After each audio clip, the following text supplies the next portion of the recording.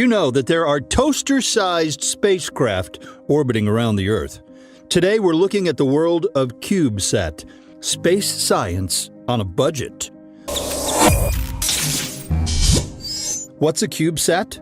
So, you can't afford millions of dollars to launch a satellite, but still want to carry out scientific investigations in or about the rigors of space. Have we got a satellite for you? This satellite has a volume of a little more than 5 Rubik's Cubes. They may not seem like a lot at first glance, but with the miniaturization technology on your side, you can fit a lot inside a cube measuring 10 by 10 by 11.4 centimeters on each side. The extra length is to hold required technology, so that leaves exactly 1 liter of usable space for the project itself. Origins. The CubeSat project was born in 1999 at California Polytechnic State University and Stanford University as a platform for students to learn about developing, building, launching, and performing an actual space mission. The first mission was launched 4 years later in 2003, and well over 1,200 CubeSats have followed since. So far, only 80 have been lost in launch failures, and 50 countries have participated in the project. This has advanced research and saved governments millions or billions. Size matters. Just look at all the technology packed into your average cell phone. There are usually 5 radios with 4 two-way transmitters and a GPS receiver. They have position, acceleration, movement, light, temperature, pressure, sound, speed, and rotation sensors, among others. They are sturdy, solid-state devices, rugged enough to tolerate a space launch. Some have already been employed in this fashion. Without a screen, they can run for days on a single charge. But a couple of solar cells generate enough power to keep it running constantly. They can record data, take pictures, create videos, and make a good base for designing a CubeSat. There is more advanced tech in a cell phone than the Apollo astronauts had to get them to the moon and back. Realistically, of course, the success of the program has led universities, institutions, and governments to develop purpose-built tech that consumes even less energy in space and eschews superfluous extras to save weight. This provides a test bed to create flight-proven hardware at minimal cost before an organization or government builds an actual satellite for launch. A single satellite could be very useful for one specific experiment that students might like to conduct.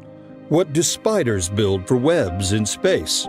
Or for continual observation? Why is the Sahara getting greener? It could be used as a test bed for a mercury vapor-powered ion engine or any sort of one-off technology testing. Constellations of satellites can also be very useful.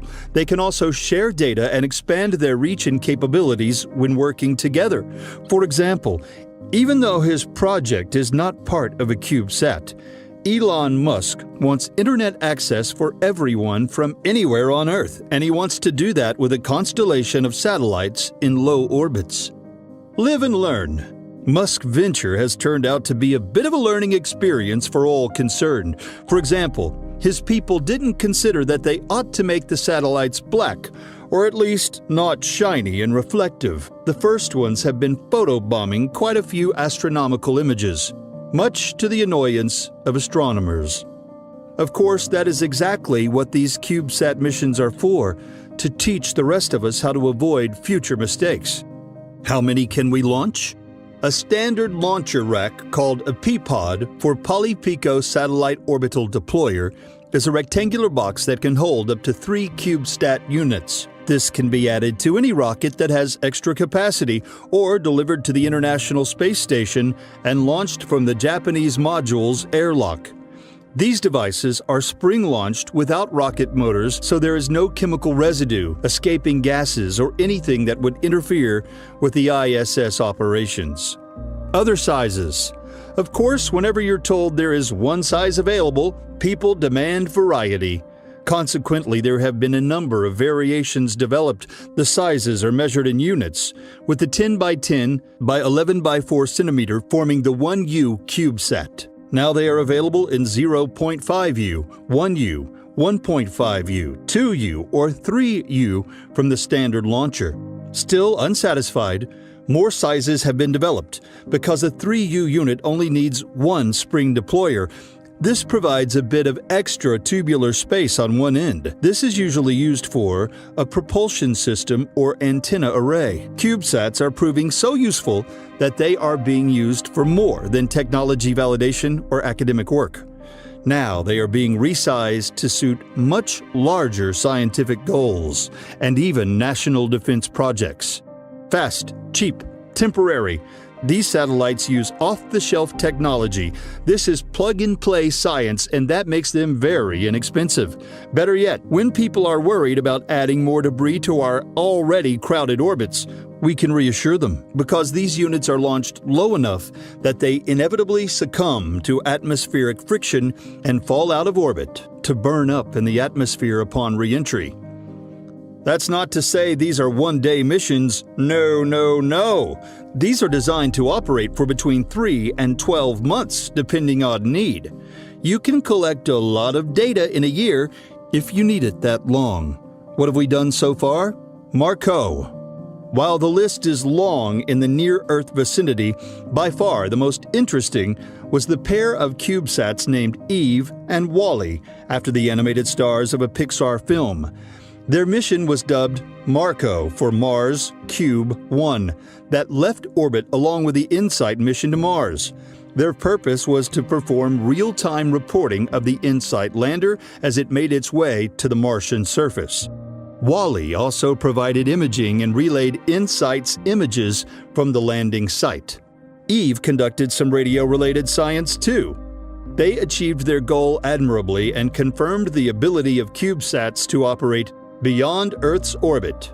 The radiation environment above LEO, low Earth orbit, is harsh and equipment needs to be radiation hardened to survive. Ordinary gear can manage for a reasonable time in LEO so that it keeps costs down for early participants. They stopped chattering to us about 33 and 39 days after they completed their missions. Total time, 8 months. Result? Great success. Asteria. Asteria was the first Jet Propulsion Laboratory CubeSat to work in space. It was a 6U model designed to prove pointing capability for stellar photometry and precise temperature regulation thermal stability of the CMOS imaging device, like the camera found in some cell phones. It succeeded amazingly well in both of these areas. CubeRRT. Microwave pollution of the radio spectrum won't decrease anytime soon. The mission was designed to mitigate the effects of man-made interference in the microwave spectrum. The RFI is compromising the ability to retrieve geophysical information from satellites. Hopefully, the data obtained will improve the ability to mitigate data corruption for soil moisture, wind direction and speed, salinity of the sea surface, precipitation, and atmospheric water vapor content. GRIFFIX. GRIFFIX was a successful 2015 3U technology validation mission of a sophisticated pollution tracker that utilized high-throughput data handling to increase the speed of reporting for highly volatile conditions where pollution is moving rapidly. M-Cubed COVE. The 2011 Michigan Multi-Purpose Mini-Satellite, M-Cubed, carried the 1U COVE CubeSat onboard processing validation equipment. Unfortunately, it became magnetically attached to another CubeSat during deployment. The satellite could not be controlled in any way, rendering it useless. This necessitated a second launch of the MMM COVE-2 in 2013, whose mission remained the same: take mid-resolution images of Earth while engaged with COVE. COVE's purpose was to use the photographic information as fodder for its new processing algorithm to reduce the data rate by 2 orders of magnitude, deliver the same data, and all without losing any useful science information in the process. This entailed using a Field Programmable Gate Array, FPGA, which is essentially a powerful parallel processor that is more capable than the traditional variety. It can be reprogrammed after manufacture to accommodate new functionality. The one they chose was the radiation-hardened by design Vertex 5 QV FPGA by Xilinx. What is planned? Lunar Flashlight ready to launch in late 2020. Lunar Flashlight's mission is to map the south pole of the Moon using lasers to identify water ice deposits. This 6U CubeSat will use some of the same components as the Marco mission mentioned earlier. Not incidentally, it will be the first CubeSat to reach the Moon. NASA needs to expand the body of knowledge that tells where water could be located on the Moon in useful quantities. Capstone. This mission will check out lunar orbits for viability as well as new techniques for maintaining those orbits. Its full name is Cislunar Autonomous Positioning System Technology Operations and Navigation Experiment, which boils down to making sure it is safe for a Moon orbiting outpost. CPOD. This is an experiment to demonstrate two CubeSats working in close proximity and successful docking between the two. It's a test bed for many miniaturized technologies that we will need in the future. PTD, the Pathfinder Technology Demonstrator, will showcase many new technologies. For example, laser communication with the ground will significantly increase data throughput. It also looks to investigate new technologies to stabilize the spacecraft and to maneuver it, including leaving orbit and heading into deep space. The takeaway: the CubeSat platform can only make life better for small technology companies looking for an easy way to access the space development market. The fact that it has evoked the interest of industry and government makes it clear that it is not some fleeting instrument that stunned and finished one day. This is how we're going to get to the future, not by leaping into the air like Superman, but by ascending a long staircase, step by step. If you had the power to conduct your very own NASA-backed space research, what would you want to learn? Would you want to know about how hurricanes form? Or what about the radial relationship between the Sun and the Moon? In today's video, we're going to be talking about nanosatellites known as CubeSats and why these objects, no bigger than a loaf of bread, could be the key to common people becoming bona fide space explorers. But before we begin, make sure to subscribe to Skies TL and hit the bell icon for notifications. Now, let's get into the video. Satellites and spacecraft are known to be massive structures that are often very difficult to build. They can cost tens of billions of dollars to manufacture and need years, if not decades, of research before they're allowed into outer space. The development of CubeSat satellites aims to not only significantly reduce the cost, but also to put this innovative space research technology into the hands of everyday people. Technological devices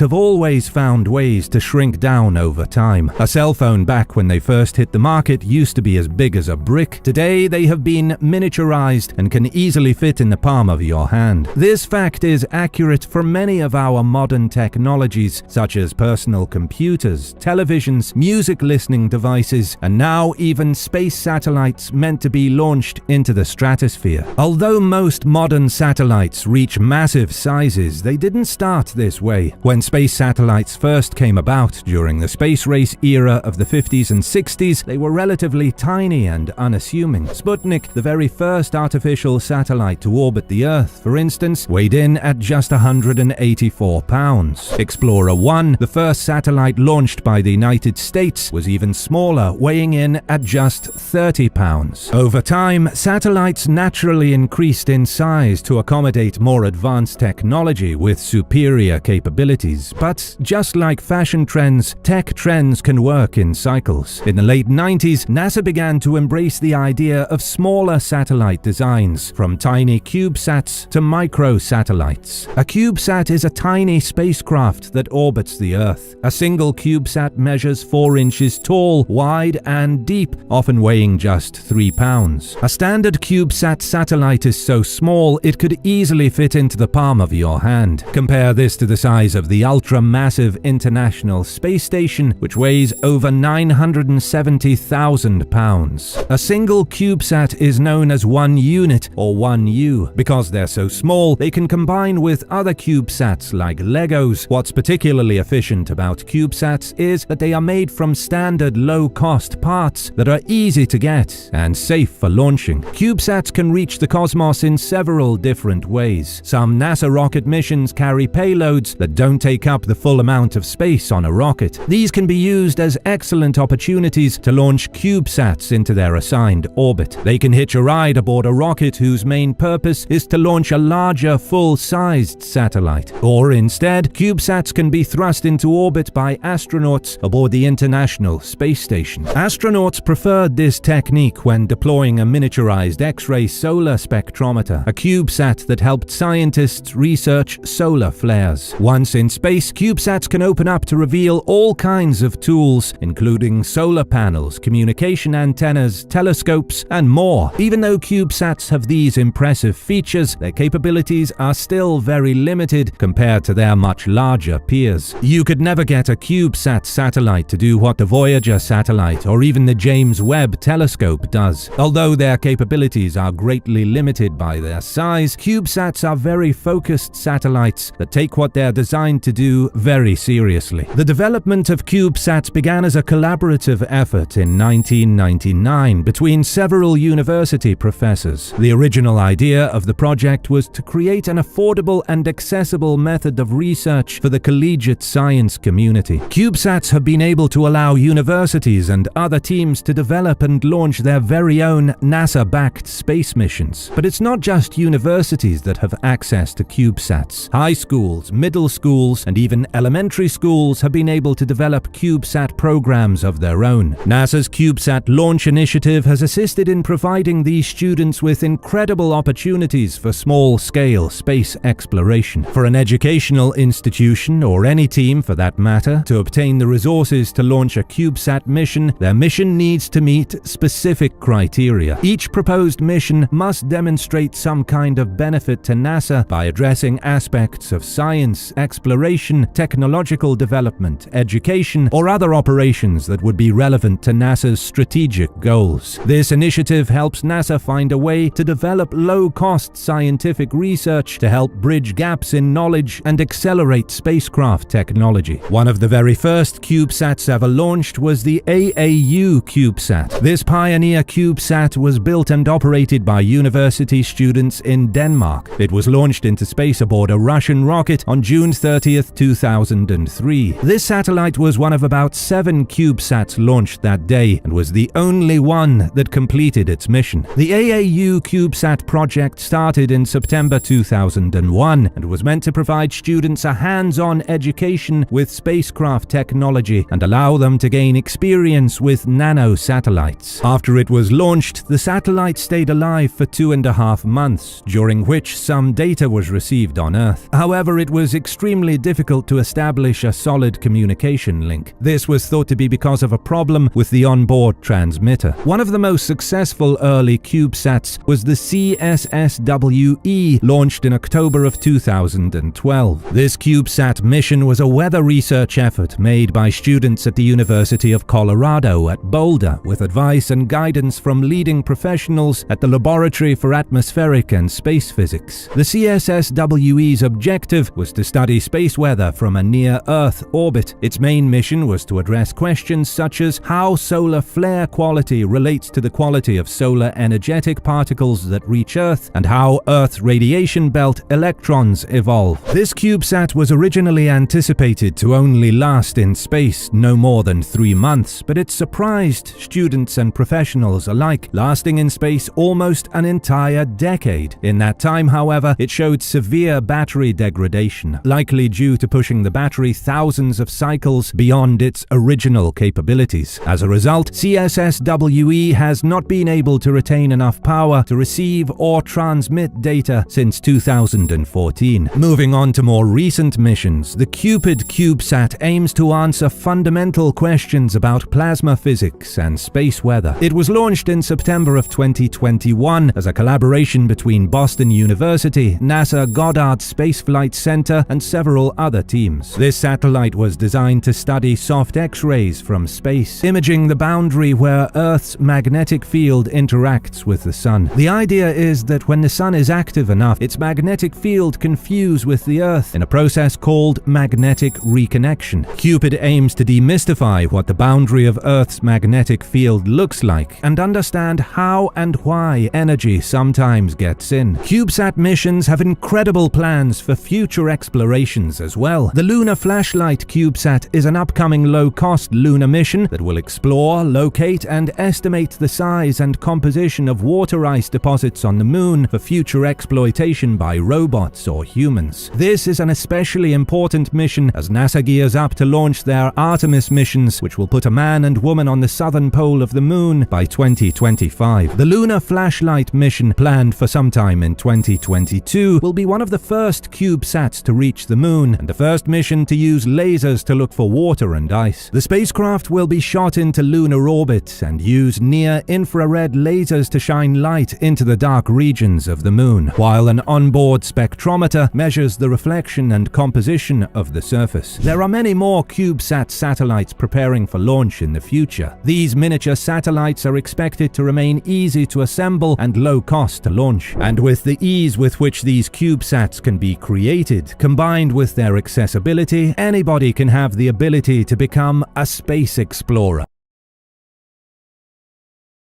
The satellites of the space age were small. Sputnik, for instance, weighed just 184.3 pounds.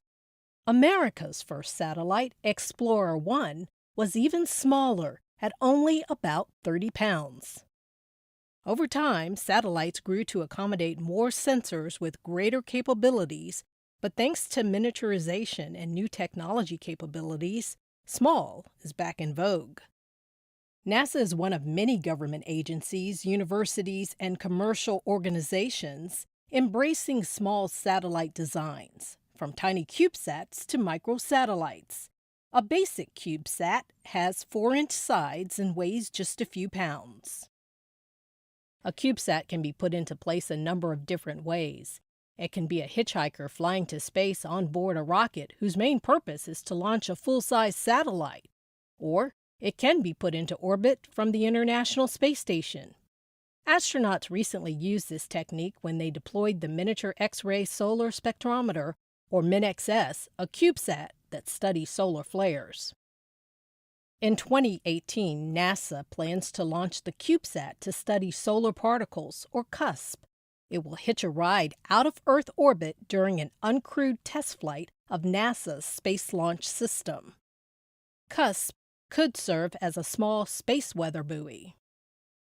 Eric Christian is CUSP's lead scientist at NASA's Goddard Space Flight Center in Greenbelt, Maryland. Right now, with our current fleet of large satellites, it's like we're trying to understand weather for the entire Pacific Ocean with just a handful of weather stations. We need to collect data from more locations. For certain areas of science, having a larger number of less expensive missions will provide a powerful opportunity to really understand a given environment. If you had, say, 20 CubeSats in different orbits, you could really start to understand the space environment in 3 dimensions. NASA scientists are taking this approach of using a constellation of sensors to probe the details of a large area with a number of recently launched and upcoming missions. The Cyclone Global Navigation Satellite System, or CYGNSS, launched in December 2016. CYGNSS uses 8 microsatellites to measure ocean surface winds in and near the eyes of tropical cyclones, typhoons, and hurricanes to learn about their rapid intensification. These microsatellites each weigh about 65 pounds, larger than a CubeSat, but still very small compared to traditional satellite designs. Additionally, the first 4 selections from the In-Space Validation of Earth Science Technologies, or INVEST program, recently began launching. The goal of the INVEST program is to validate new technologies in space prior to use in a science mission. Raven, the first of the INVEST CubeSats, was launched in November 2016 to demonstrate a new way to measure radiation reflected by Earth. The next 3 INVEST missions to launch, HARP, IceCube, and Murata, will demonstrate technologies that may pave the way for future satellites to measure clouds and aerosols suspended in Earth's atmosphere, probe the role of icy clouds in climate change, and collect atmospheric temperature, water vapor, and cloud ice data through remote sensing, respectively. NASA's Science Mission Directorate is looking to develop scientific CubeSats that cut across all NASA science through the SMD CubeSat Initiative program. Andrea Martin, Communications Specialist for NASA's Earth Science Technology Office, believes this is just the beginning. CubeSats could be flown in formation, known as constellations, with quick revisit times to better capture the dynamic processes of Earth. Multiple CubeSats can also take complementary measurements, unachievable by a single larger mission. She envisions big things ahead for these little satellites.